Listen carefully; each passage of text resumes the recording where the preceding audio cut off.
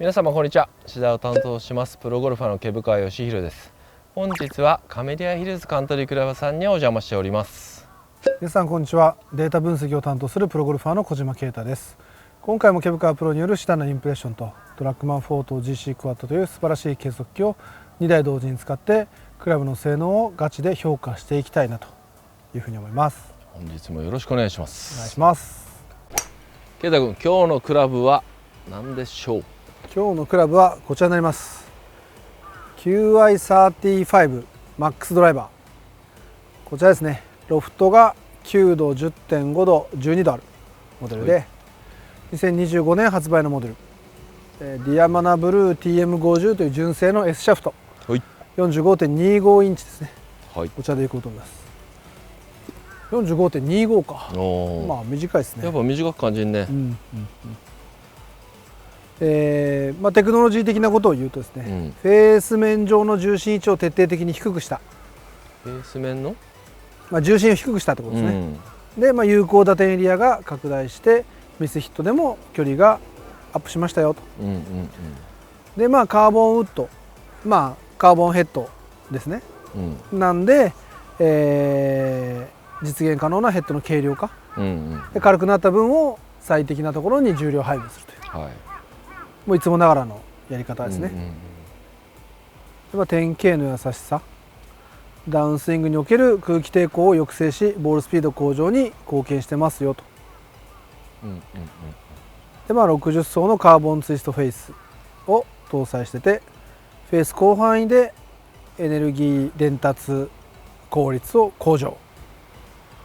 大型ヘッドなんだけれども引き締まった見た目で構えやすさが向上した。見た目どうですか？今読み切ったね。いや本当にまっすぐよ。引き締まってんの？引き締まってる。引き締まってる。引き締まってないのは引き締まってないって言ってください。いやいや、引き締まってる。でもこのフェースの長さっていうのかな、は引き締まってるよね。でもそっからなんていうの、こう後ろに長いから、引き締まってるって言い方が合ってるのかどうかわかんないけど、重心も深いんでしょうね。34g の固定式タングステンウェイトがヘッド後方に配置されてると。これね 34g もあるのかという。結構あるよね。結構ありますね。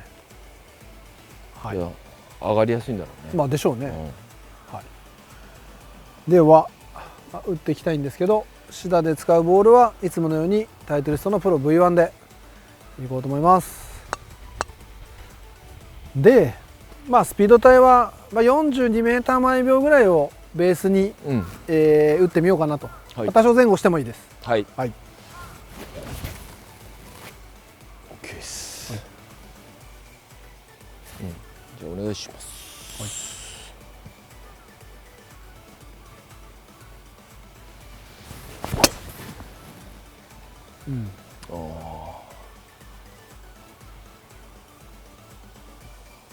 振った感じの印象はどうでしょうか？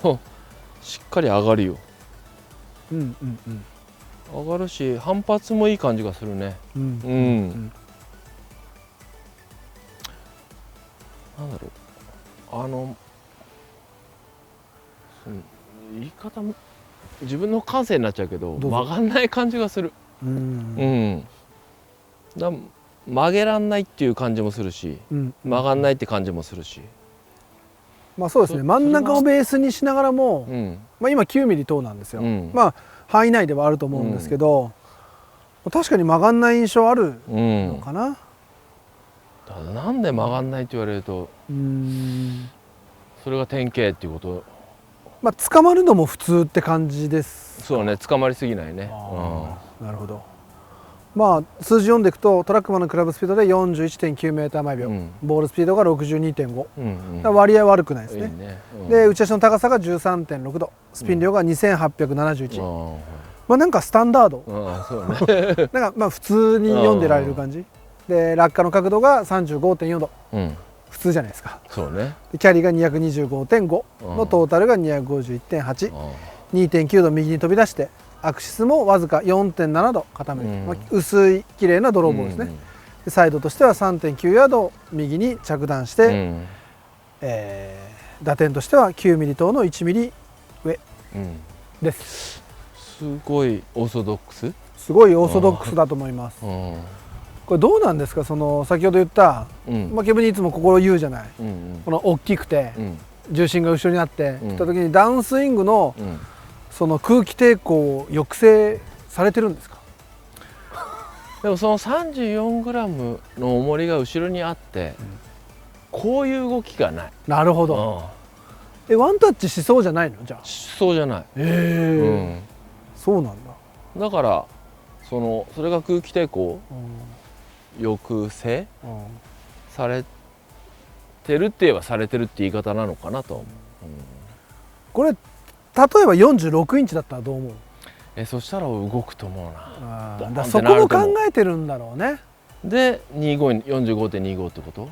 テイラーさんの考え方なんじゃない？我々 45.25 で振りやすくて、そこに行った場合に46インチと、変わんないか、こっちの方がパフォーマンスが発揮するという元の設計の 45.25 なの。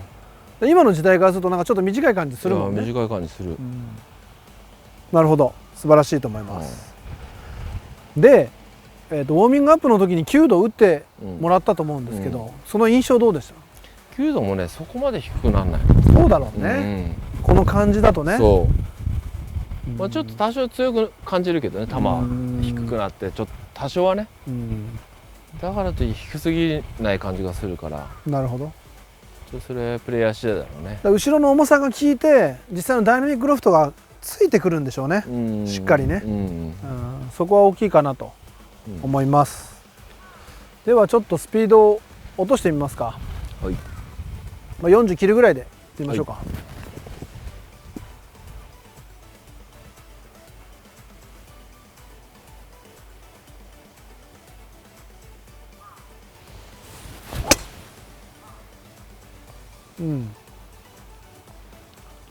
このスピードでも打てる気がするな。しっかり球上がってくれてるもん。確かに。で逃げる感じもない。なるほど。シャフトはどうなんですか？柔らかいの？柔らかい。考えちゃったな。変なしなりがない。どっちのスピード帯で打った方がスピードとしてはマッチするの？42かな。最初 42？ 最初 42 の方が合ってるような気がする。こっちの方が捕まってるんですよ。そうだろうね。なんで？となると重りが効いてんのかな。それありえる？ありえると思う。スピードが落ちても落ちた方がこう上がる要素と前に押していくような印象を感じるのかな。そうですね。こっちの方が捕まりは実は増してますね。なるほど、面白いと思います。トラックマンのクラブスピードで 39.3 メーター毎秒、ボールスピードが 58.5、ここもいいですね。で打ち出しの高さが 14.1 度、スピン量が2834だから、そうですね、スピン量変わってないんですよ。打ち出しの高さも変わってないんですよ。落ちてないんですよ。ただスピードが落ちた分落下の角度が 31.1 度になったよっていう、悪くないと思いますね。じゃあその幅広い層で使えるってこと？そうですね。でキャリーが 208.6、トータルが 241.3、で 2.7 度右に飛び出して、アクシスが 12.8 度左に傾いて、でまあまあ捕まってるんですよ。でサイドとしては 1.4 ヤード左に着弾したという弾道です。打点は9ミリ等の2ミリ上。似たような感じだね。打点は同じなんですけど、もしかするとスピードが遅い方がちょっとギア効果効くのかなっていう感じです。そういうことか。カーボンフェイスだからちょっとくっつくような感じがあるのかなという感じもする。あくまでなんていうか推測ですけど、そうですね。このスピード帯も悪くない。悪くないよね、なかなかすごいですねこれはね。幅が広いんだろうな。そうだろうね。じゃあどっちでトーヒール検証しますか。どっちのがより合いますか。42か。42の方が合うと思うな。そうね。じゃあ42でいきましょう。はい。いいクラブじゃんそれね。ねえ。いや本当にまっすぐ見えんだよね。見た？そういうこと？見てない。まっすぐでしょ。好き。チキ。こういうこと。まあ好みかな。そうね。僕は好きだけど、ちょっと捕まる要素欲しいから、もうちょっと左向いてもいいかなとは思う。これだって 10.5 でしょ。10.5。ちょっと立って見えない？若干ね。そう、ダバッとロフトは見えないよね。見えない。まあでも綺麗な顔してますね。すごい綺麗な顔してる。レブニー好きそうだな。まっすぐな感じ。そう。後ろがちょっとでかいのはどうなの？本当はもうちょっと少なくいてほしいの？本当はね、自分の好みはね。本当で言ってくださいよ。でしょ？好みはもうちょい。僕はそこは大丈夫なんですよ。そう。これ安心感を感じるから。なるほど。じゃあ行きましょう。はい。42トーヒールね。はい。トーから行きましょうか。はい。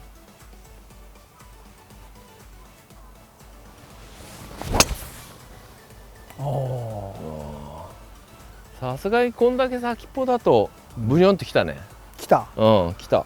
でもね、こっち聞いてては分かんないわ。そう。すげえ先っす。すげえ先でしょ。すげえ先っす。そりゃ来るわっていうぐらい先だと思うんだ。でもね、球がね、まあアクシスは確かに傾いてんだけど、なんかひねくれちゃないんだよね。そうね。確かにアクシスはすごいんだけど、だって今28ミリとだもん。なかなかだね。なかなか先だよ。そっちのヒールいけっかな。その心配だよね。そっちの心配がある。でもトーヒットではやっぱり強いじゃない。そうね。まあ単純にまだ数字読んでないけど、先に当たってて、まあ確かにその分右に出て、でもしっかり戻ってきてるから、ギア効果バスんだね。そうね。まあツイストもあんのかな。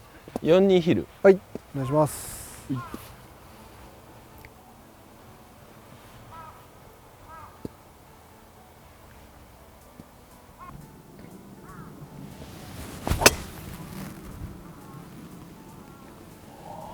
振った感じはどうですか？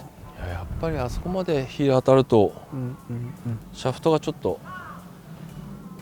グニョンってなるよね。まあグニョンってなるよね。グニョンってなるよね。まあ20ミリヒールいってるからね。20ミリ。なるほど。やっぱあとちょっと硬くなるかな、打感は。まあ感触が悪くなるでしょうね。あれぐらいヒールだともう本当シャフトの延長線上で打ってるような感じするもん。まあかなりのミスヒットですよね。でも弾道曲がってないんだよね。そうなんですよ。それすごいんだよな。思ったよりいかないんだよな。いかないよね。これ何なんだろうな、このテイラーさんのこのありますよね。ある。このツイストフェイスなのか。そうなんだよね。このミスヒットにこういう強さ。滑ったりしていかないじゃないですか。しないんだよ。こうなる感覚なんだもん。だからドローバイアスモデルだったらそういうのって実現可能だけど、そうじゃないモデル、普通の QR35MAX っていうモデルで、まあそういうところが素晴らしいかなと思いますね。はい。ちょっとデータを見ていきたいんですけど、一番上がセンターに当たったもの、ボールスピードが 62.5、クラブスピードが 41.9。で真ん中の段がトーに当たったもの、ボールスピードが 62.7、クラブスピードが 42.3。で一番下の段がヒールに当たったもの、ボールスピードが 60.6、クラブスピードが 42.2。まあクラブスピード完全に一致はしてないんですけど、まあ、トーが28ミリずれてて、ヒールが20ミリずれてるので、この検証の中では多い方だと思います。その時にボールスピードの落ち具合としては、そうですね、まあトーにこんだけずれててもそんなに落ちてないです。そうなんだ。これは素晴らしいですね、28ミリずれてもほとんど落ちてない。ボールスピードがね落ちてない。でヒールに20ミリずれてて、2メーターぐらいか。で上に当たってるんですよ。ヒールの上に当たってるから、上も遅くなる要素ってあるんですけど、それで 1.9 でしょ。強いですね。強いね。抜群の寛容性ですね、って言っていいと思います。それが典型ってこと、ですね。典型のミスヒットの強さ、だってまあまあ投打、まあまあヒールダーやったでしょ。やった、すごいやった、ですよね、でもやっぱ打点っていうのは僕らプロゴルファーでもずれるんですよ、世界の一流選手でもずれるんですよ、そうした時にそのずれに対しての許容をしてくれるっていうのは、すごく重要な要素だから寛容性っていうんだけど、それは十分果たしてるなというふうには思います。で打ち出しの高さもセンターが 13.6 度、トウが 12.7 度、ヒールが 14.4 度、気づいたと思うんですけど、1度ずつぐらいしか変わってないんですよ。まあツイストなのかな。ツイストなのかね。っていう感じですね。でスピン量に関しても真ん中が2871で、トウが3224、ちょっとトウが増えた理由はちょっと打点が下だから。でヒールが2983で、ちょっと減った理由は打点が上だから、それをこう加味すると、スピンもそんなに変わらないそうねかなと思います。ただトウに当たって極端に減ることはないんでしょうね、このヘッドはね。それは完全に証明できたんじゃないかなと思います。だから落下の角度がそんなにずれないです。センターが 35.4 度、トウが 32.3 度、ヒールが 36.7 度なのでキャリーもほとんど変わらないです。センターが 225.5、トウが 222.2、ヒールで 220.3、220.3、5ヤードしか落ちてないのトータルで 251.8 がセンター、252.1 がトウ、244.1 がヒール、7ヤードぐらいしかヒール落ちてないですね。じゃあ本当に曲がんないドライバーって言っていいじゃん。いや、あんまりこういいって言うと、なんかうさんくさいじゃないですかなんだけど、データでパンパンパンって取っちゃうと、だってサイドだって、そうセンターで 3.9 ヤード右、トウで6ヤード左、ヒールで 10.9 ヤード左、回ってないんですよ、高さもあんまり変わらない、ボールスピードもあんま変わらない、左右のズレも10ヤードとか以内にいる、ドライバーで10ヤードなんて曲がってないに等しいぐらいの正確性なんで、そうした時に、しっかり寛容性があるかなとは思います。ただスピンが多い人には合いにくいかな。1個言えるんであれば、スピンが多い人には合いにくい。多い人はこのヘッドじゃない気がしますね。多く出ちゃうってこと、もっと増えちゃうと。だその分ちょっと前に行く力が、そういうスピンが多い人にとってはマイナスかなっていうふうには。でもそれ以外はかなり素晴らしいと思いますね。もうどこ当たってもいいってこと？悪くないですね。ただ下当たりもあんまり良くないでしょうね。スピン増えるから。そうね。だスピンがもともとちょっと多かったり、ちょっとどちらかっていうと下に当たるミスが多いよっていう人はこのヘッドじゃない可能性はありますね。ノーマルの QI35 でもいいのかなと思うし、っていう感じかな。すごく分かりやすいヘッドだったかなと思います。逆に今回の QI35MAX ドライバーどうでした？本当ズバリ曲がらないクラブと言っていいかなと思いますね。そうですね。僕もその印象があるのと同時に、やっぱミスヒットに強い、そのトウに結構ずれてもヒールにずれても結果がそんなに悪くないよっていうのは、これ素晴らしいことだと思うので、ぜひ試してみてください。お願いします。